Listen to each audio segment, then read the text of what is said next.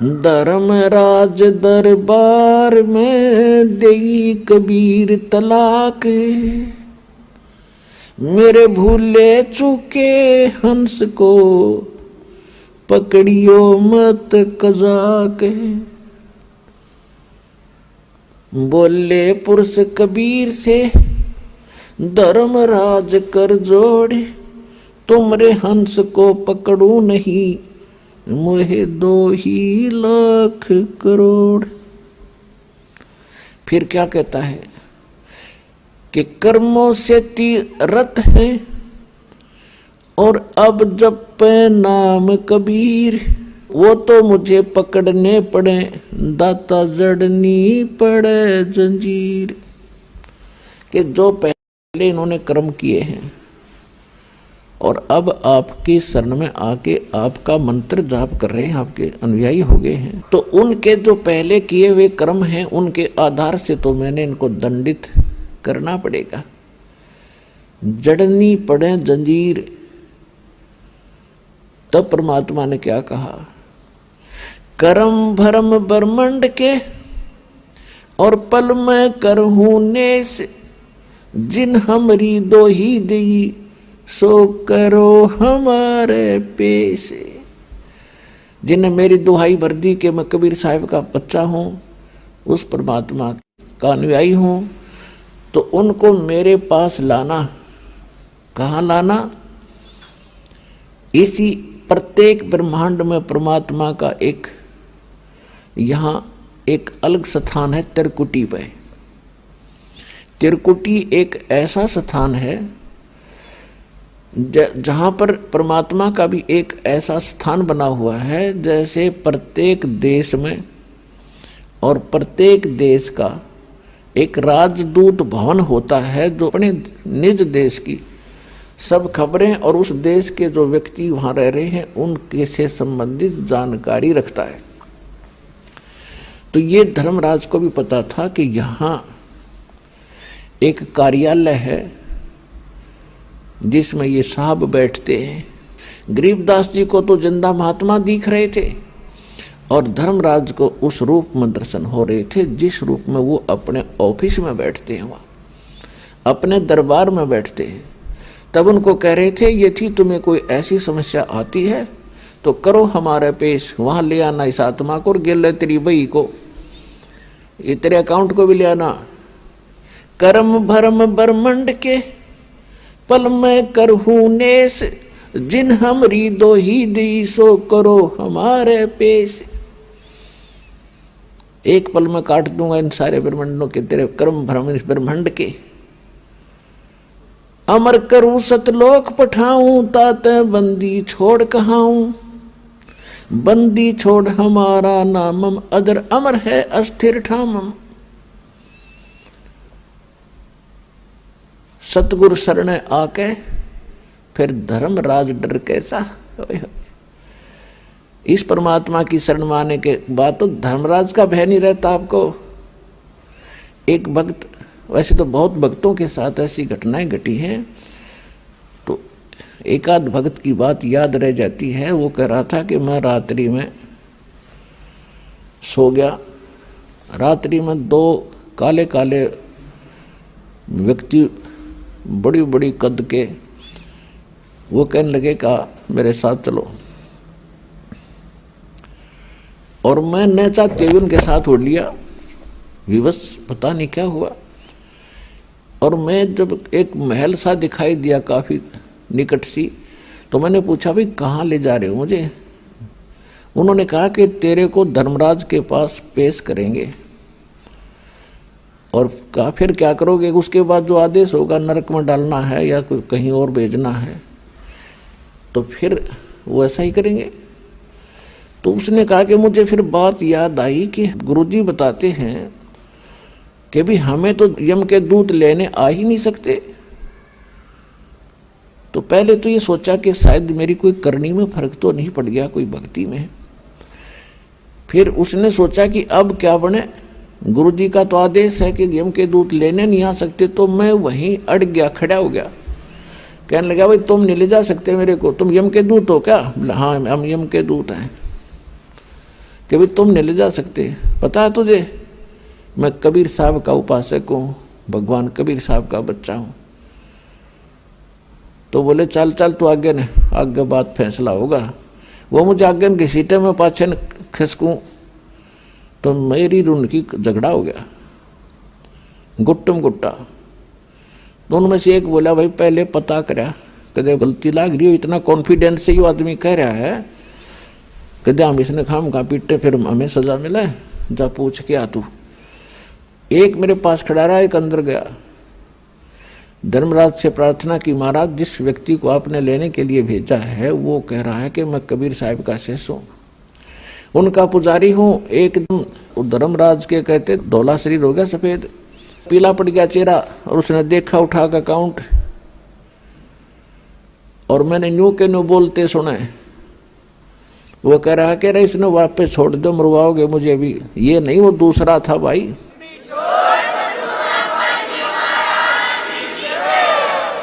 तो वापस आया, उसने कहा छोड़ बीमारी ने कहते ऊपर से पटक दिया मैनू,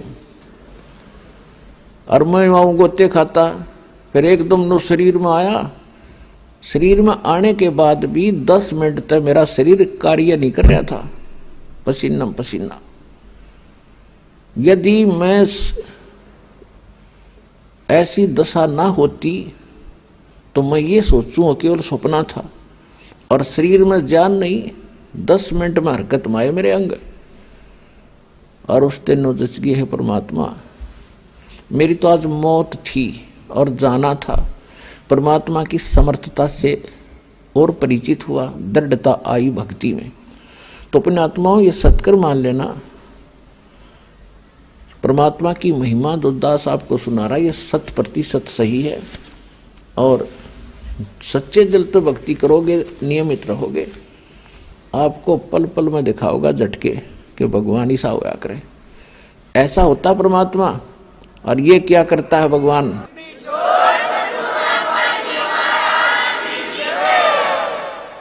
उसके बाद परमेश्वर कबीर जी गरीबदास जी को सचखंड लेकर गए, 11वां द्वार पार किया, उसके बाद 12वां द्वार पार किया। अभी तक 10वां द्वार इसके ऊपर खड़दू उतार रखा था, बस लास्ट था 10वां द्वार। और एक ये जम्मू के अंदर एक मधु परमहंस कबीर पंथी, कबीर साहब की वाणी पढ़े हर सुनावरने का मेरे जैसा ज्ञान ब्रह्मांड बनी, 11वां द्वार पा गया, 11वां द्वार, 11वीं खिड़की। आज तक किसी ने नहीं बताया। उसके प्रवचन सुने, उनके साथ ये आध्यात्मिक ज्ञान चर्चा भी आपने सुनी थी कल। तो ये नकली आदमी है, न कख का पता नहीं, कह ख का पता नहीं, ना भक्ति मार्ग ठीक, ना इनका ज्ञान सही। ये सदग्रंथों को ढंग से पढ़ कर समझ भी नहीं पाए, भक्ति तो बहुत दूर की बात है। तो 12वां द्वार पार करके सचखंड में जाया जाता है, सतलोक में। 11वां जो द्वार है वो परब्रह्म यानी अक्षर पुरुष के लोक में खुलता है। फिर अक्षर पुरुष के 7 संख ब्रह्मांडों को पार करके इतना क्षेत्र तय करना पड़ता हमने। फिर 12वां द्वार है जो अक्षर पुरुष के लोकों का अंत होता है और सतलोक में प्रवेश होता है। और उसके बीच का जो रास्ता वो गुप्त है, ऐसे घूम कर जाता है, उसको भंवर गुफा कहते हैं। और तब वहां जाया जाता है। 12वें द्वार पार करके सतलोक आता है और वहां परमात्मा है। जब वो सतलोक में पहुंचे, गरीबदास जी ने देखा वहां का नजारा, ओए होए होए पुणात्माओं, यहाँ तो उस स्थान की महिमा की कोई तुलना भी नहीं कर सकते, किसी से हम कंपेयर करके आपको बता नहीं सकते। वो तो वहाँ जाकर देखोगे जब आनंद नारा होगा। बाकी कुछ मिलता जुलता उसका कुछ आभास आपको कराया जाता है। वहाँ सतलोक एक पृथ्वी है, जैसे यह धरती आप देख रहे हो ऐसी ही है, लेकिन उस पृथ्वी में प्रकाश गणा है। जैसे आप देखते हो कहीं पर कोई दरिया का रेत पड़ा हो और उस रेत में चमक होती है, चांदी की तरह चमकते हैं सूर्य की रोशनी में। ऐसे वह पृथ्वी सारी ही ऐसे चमकती है और उपजाऊ बहुत गणी है। वहां पर सब बाग बगीचे हैं, झरने बहते हैं। यहाँ तो पत्थर के पहाड़ हैं, वहाँ हीरे और पन्ने होते हैं। इनके वो पहाड़ हैं, मोतियों के पहाड़ हैं। यहाँ तो कंकर पत्थर हैं, वहाँ मोतियों हीरों के पहाड़ हैं। और उन्हीं में बीच में पृथ्वी रेत है, उन्हीं में बाग बगीचे हैं, झरने बहते हैं। सफ़ेद रंग के सभी वहाँ सब वस्तुएं सफ़ेद कलर की होती हैं, यानी और एक तत्व से बनी हुई होती है। वहाँ मनुष्य भी ऐसे ही जैसे यही आकार है, स्त्री हैं, पुरुष हैं, आपके पूरे परिवार हैं। वो परिवार के आप साथ ही आए थे, इकट्ठे डूबे थे, कब इस काल के साथ हम इकट्ठे आए थे। और वो परिवार आज पता नहीं कहाँ कहाँ भटक रहे हैं, कोई कहीं कोई कहीं। तो वहाँ जाकर आप फिर से ऐसे ही परिवार बनेगा जैसे आपका यहाँ हुआ है। और ये परिवार तो आपका है ही नहीं, आज पता नहीं किसकी मृत्यु हो जाए। आज आप अपने बच्चों में, अपने परिवार में, अपने माता पिता पति पत्नी में आप कितना मोह करते हो, कितना प्यार से रहते हो। और यहाँ पता नहीं कब किसके ऊपर के बिजली गिर जाए, ऐसे गंदे लोक में हम रह रहे। अब यहाँ हम अपने परिवार में कितने प्यार से रहते हैं, फिर मृत्यु होती है, फिर हम टक्कर मार मार कर रोते हैं। तो ये क्या है यहाँ पर, ये क्या परिवार हुआ, ये क्या व्यवहार हुआ यहाँ का। और वहाँ जाएंगे ऐसे परिवार बनेगा जैसे यहाँ बना है। और फिर वहाँ कभी मृत्यु नहीं होगी, वहाँ कोई कष्ट नहीं, किसी चीज का अभाव नहीं। और अपना खाओ पियो नहाओ दो, दूधों की नदियाँ बहती हैं, वहाँ शहद की नदियाँ बहती हैं।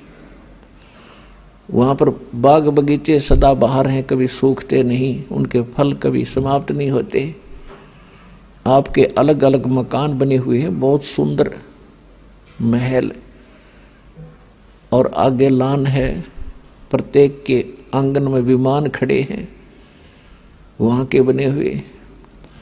तो पुण्यात्माओं, ये कोई बालकों का ज्ञान नहीं, ये ना सोचना कोई डूम बाट के गीत और कोई वैसे रोजी रोटी के लिए बहका रहा हो किसी को। ये आंखों देखा उन संतों ने बताया, भगवान ने आके बताया, और ये सारा ज्ञान आपके रूबरू हो रहा है, ये दास बतान लाग रहा है आपको। तो इस गंदे लोक से निकलने का ईब सु अवसर है। परमात्मा कहते हैं समझा है तो सिर धर पाओ और बहुर नहीं रे ऐसा दाओ।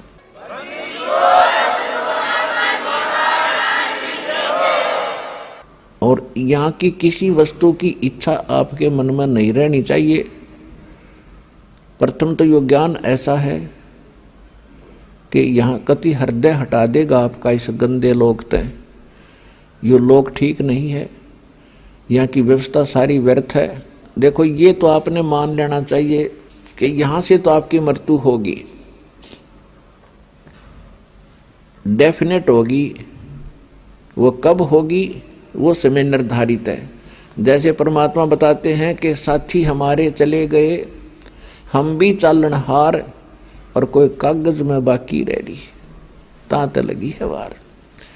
अब जैसे कोई व्यक्ति मृत्यु को प्राप्त हो जाता है, दूसरे सोचते हैं इसको बीमारी होगी थी, एक्सीडेंट हो गया, यूं मर गया, हम अभी नहीं मरेंगे, चलो हम चलते अपना काम करते। वो भी यही सोच रहा था कि अभी नहीं मरेंगे।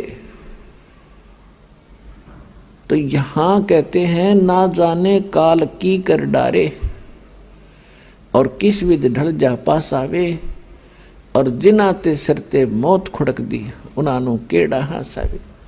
या नाचते हैं, गाते हैं, फिल्मी गाने सुनते हैं, एक सेकंड में ना जाने कित बिजली गिर जाए, जगह जगह भूकंप आते हैं, और वो पता नहीं क्या क्या नाच रहे होते हैं, कूद रहे होते हैं, कोई गाने सुन रहा होता है। 1 मिनट में बिजली गिर जाती है, हाहाकार मच जाती है, सांस लेने का टाइम नहीं मिलता इनको। तो ऐसे गंदे लोक में तुम ऐसी खुशी मना रहे हो, तुम्हें डर नहीं रहा, तुम्हें ज्ञान नहीं है। 2 प्रकार के व्यक्ति यहाँ पर ऐसी गलतियां करते हैं। एक तो कति बालक होते हैं, उनको ज्ञान ही नहीं, वो सर्प को भी पकड़ लेते हैं, आग में भी हाथ डाल देते हैं। और दूसरे जिन्होंने भांग पी रखी हो या नशा कर रखा हो, वो व्यक्ति ही निर्भय होकर के ऐसे भयंकर स्थान पर और मस्ती में रहते हैं। इस ज्ञान से वह भांग उतारी जाती है, वो नशा उतारा जाता है, और वो बालक की बुद्धि आपकी समाप्त की जाती है, आपके विचार मैच्योर किए जाते हैं, मजबूत किए जाते हैं, स्वस्थ किए जाते हैं कि ये लोग ठीक नहीं है, यहाँ का भगवान ठीक नहीं है, यहाँ का कोई भी व्यवहार ठीक नहीं है।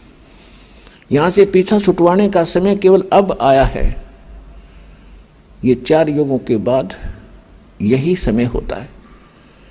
यह बिचली पीढ़ी अब प्रारंभ हुई है। 1951 में दास का जन्म हुआ, 1947 को भारत आज़ाद हुआ। उसके बाद शिक्षा धीरे धीरे पनपी है, ना कोई शिक्षा के निकट नहीं जाता था। और अब शिक्षा की इतनी आवश्यकता महसूस करवा दी भगवान ने, दया करी दाता ने, कि बच्चा बच्चा पढ़ा दिया अपने सब ने, चाहे जिसका बिल्कुल ब्योंत नहीं है, गरीब भी व्यक्ति हो, विचारता बेटा बेटी ने खूब पढ़ा दूं, अच्छा इनको शिक्षा दिवा दूं। तो इस शिक्षा का परमात्मा ने प्रेरणा की, और इस शिक्षा का लाभ आपको ईब मिलेगा। यहाँ बड़ी अच्छी बात है, शिक्षा ग्रहण कर ली, पढ़ लिए बच्चे, बहुत अच्छी ट्रेनिंग भी कर गए। 1 करोड़ बच्चे पूरे हिंदुस्तान में शिक्षा पूरी करके और अपने रोजगार के लिए चल पड़ते हैं। कितनों को नौकरियां मिलती हैं? मान लीजिए 10% ने 10 लाख ने मिल गई 1 वर्ष में नौकरी, तो 90 लाख क्या कर रहे हैं? उनको कोई राहत मिली नहीं, अपना वही दैनिक कार्य जो परंपरागत होता है उसी को कर रहे हैं। तो इसका उद्देश्य ये था दाता ने आपको शिक्षित कराने का कि आप भगवान पहचान सकते हो और सदग्रंथों को देख सकते हो, विश्वास कर सकते हो। कबीर इज गॉड, हमारे सदग्रंथ क्या बताते हैं। और इसको जानकर आप फिर सतलोक की भी इच्छा करोगे। जब आप यहाँ छोटी मोटी कोई जॉब प्राप्त करने के लिए कितने संघर्ष करते हो, न्योछावर हो जाते हो, 20 वर्ष तक बच्चे को पढ़ाते हो, खूब खर्चा करते हो कि किसी प्रकार इसको ये वस्तु प्राप्त हो, सुखी हो।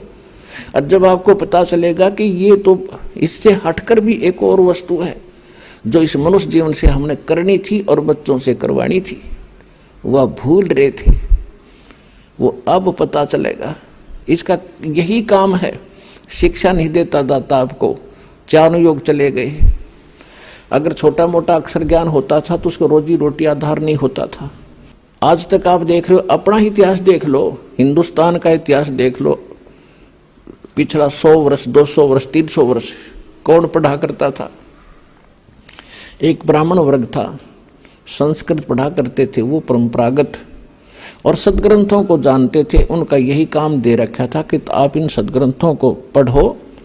आप फ्री छोड़ दिए समाज ने, ब्राह्मण लोग, कि तुम इन सदग्रंथों को पढ़ो, शिक्षा ग्रहण करो और हमें समझाओ। अब उन्होंने उनके लिए उनकी वो भी रख दी, वे तुम्हारी पूजा भी देंगे, दक्षिणा देंगे तुम्हें, तुम अपना एक का काम करो, अपना परिवार पोषण भी करो और सदग्रंथों को पढ़ो और हमें समझा दो। इतनी सी बात। तो इन ब्राह्मणा गया समझ में नहीं आई सदग्रंथ,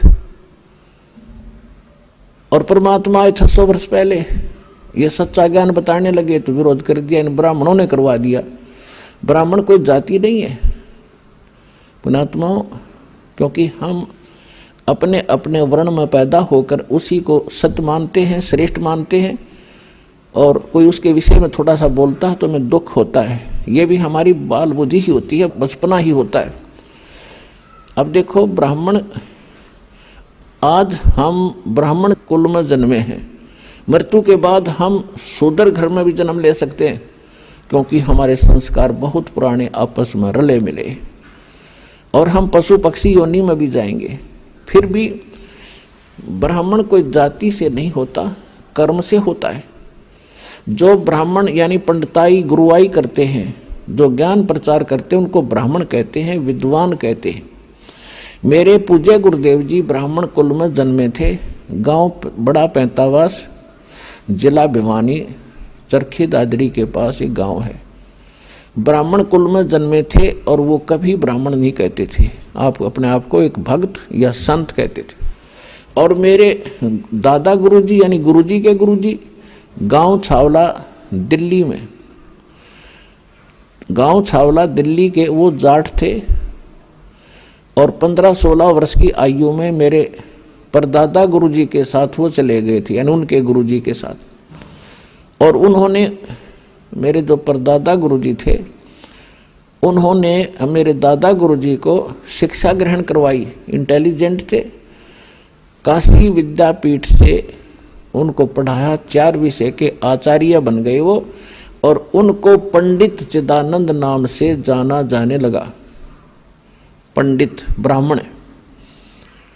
और उनका सोनीपत जिला में खरखोदा तहसील के पास एक छोटा सा गांव है गोपालपुर, वहाँ पर आज भी मेरे दादा गुरुजी छावला वाले उस जाट का एक पंडित चिदानंद नाम से आश्रम बना हुआ है, उस पर लिखा है बोर्ड, पंडित चिदानंद आश्रम गोपालपुर। वो जाट होते हुए पंडित कहलाए और मेरे पूज्य गुरुदेव जी ब्राह्मण होते हुए भी कहा करते नहीं, मैं वो पंडित नहीं हूँ, वो आचार्य नहीं हूँ जो जिन्होंने पंडिताई यानी शिक्षा ग्रहण की। पंडित उसको कहते जो विद्वान हो जाए। गुरुजी कहते थे मैं संत हूँ, भक्त हूँ और आप भी कल्याण कराता हूँ और आपका भी उद्धार करता हूँ। पंडित तो मेरे गुरुजी थे। तो इसी प्रकार जो दास आपको ये कह रहा है, जिनको सदग्रंथों का ज्ञान होता था हम उनको पंडित कहते थे। ब्राह्मण उसी को कहते हैं, भक्त को ब्राह्मण कहते हैं। ब्राह्मण उसको कहते हैं जो परमात्मा से परिचित हो जाता है, ब्राह्मण सोए जो ब्रह्म पहचाने। तो कहने का भाव यह है कि उन पंडितों ने जिन्होंने इन सदग्रंथों को पढ़ा वो विद्वान बने, वो इनको समझ नहीं सके। पढ़ना अन्य चीज होता है, समझना मूल वस्तु है। गुरु बिन काहू न पाया ज्ञाना, जो थोथा बुस छिड़े मूड किसाना। भाई सतगुरु बिन काहू न पाया ज्ञाना, जो थोथा बुस छिड़े मूड किसाना। भाई गुरु बिन वेद पढ़े जो प्राणी, समझन सार रहे अज्ञानी। तो पुण्यात्माओं, इस दास से पहले और उन महापुरुषों के अतिरिक्त जिनको भगवान सीधे मिले या परमात्मा के अतिरिक्त इस विश्व में किसी को भी अध्यात्म ज्ञान नहीं था। ये सभी वेद ज्ञान विरुद्ध साधना बताते और करते रहे ब्राह्मण होकर के। ये सभी अज्ञानी थे। पुण्यात्माओं, ये शब्द यदि कहीं कहा जाए बगैर प्रमाण के तो इंसान का गला नहीं उतरा, बल्कि नू का यो मूर्ख आदमी है, सब न अज्ञानी बतावे। अज्ञानी का अर्थ है जिनको अध्यात्म ज्ञान नहीं, वेद ज्ञान नहीं, गीता ज्ञान नहीं, पुराणों का भी वो ज्ञान नहीं, यानी हमारे सदग्रंथों से अपरिचित जो गुरु हैं वो अज्ञानी हैं और वो गुरु पद बेशक प्राप्त किए हैं। तो इन बातों का धीरे धीरे समाज को पता भी चलेगा, क्योंकि इसीलिए आपको शिक्षित किया है। प्रमाण दास आपके रूबरू करता ही रहता है, आगे भी करते रहेंगे।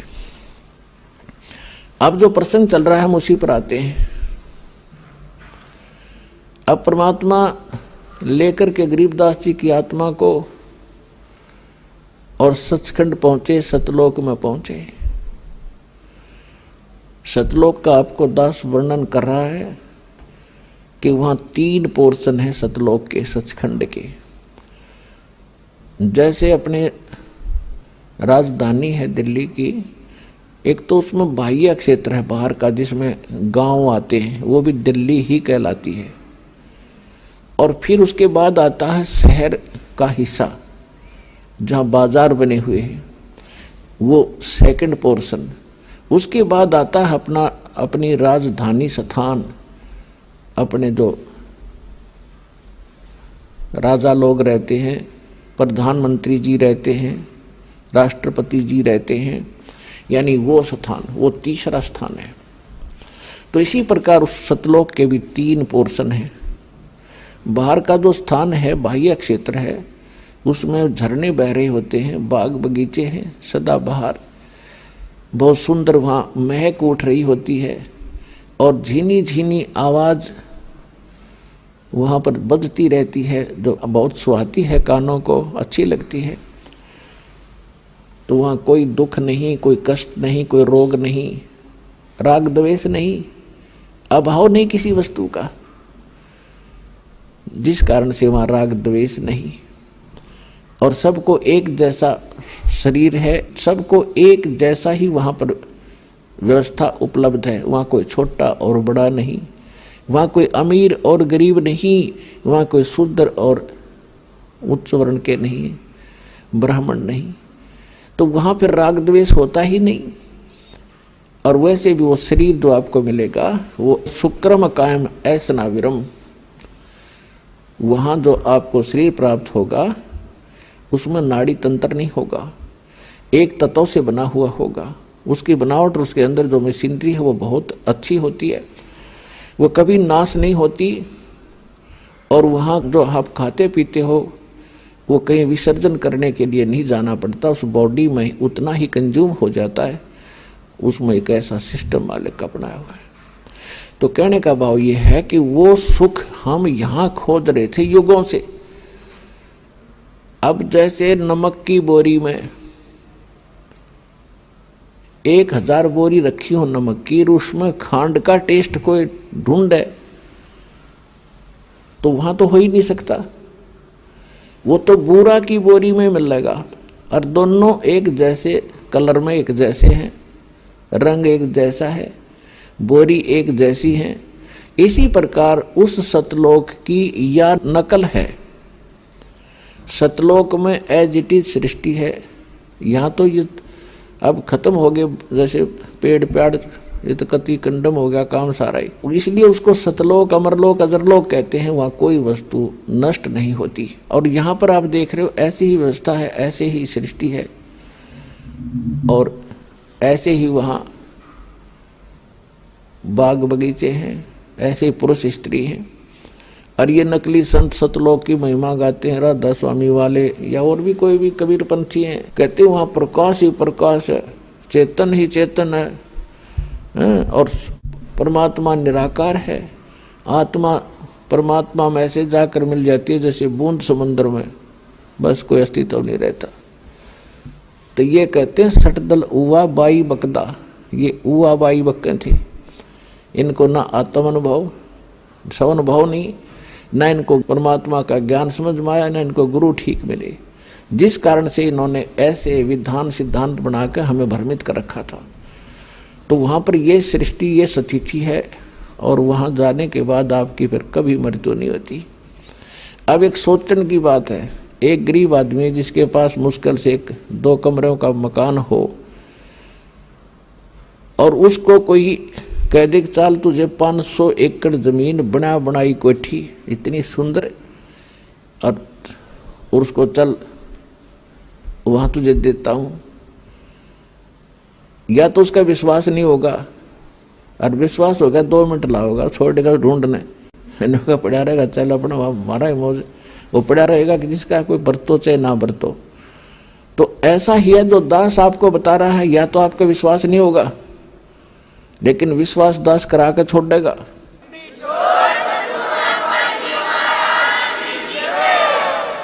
क्योंकि ये दास की बनाई हुई सेल्फ मेड स्टोरी नहीं है, ये गॉड गिवन स्पिरिचुअल नॉलेज है, परमात्मा का दिया हुआ अध्यात्म ज्ञान है। और जिन महापुरुषों ने देखा उनका बयान है, वो बयान आपको सुना रहा है दास। आप उस बयान को पढ़ नहीं सके, समझ नहीं सके, इसलिए एक वकील की जरूरत पड़ती है। इसी प्रकार दास आपका वकील का भी काम करेगा उस परमात्मा के दरबार में। कर ले गुरु वकील मुकदमा भारी है, भाई कर लो गुरु वकील मुकदमा भारी है। ये बहुत भारी मुकदमा है, इसके लिए वकील की जरूरत पड़ेगी। वकील भी पूरा हो, जिन विधान का नहीं पता, संविधान का नहीं पता, और वो वकील बने फिरे हैं, दस यानी नकली संत बने फिरते हैं, ऐसे संतों को करने का, ऐसे वकीलों को भी करने का कोई फायदा नहीं जो वहां जवाब ना दे सके। तो इस दास के अतिरिक्त विश्व में इस विधान का कोई भी जानकार नहीं है पृथ्वी पर वर्तमान में।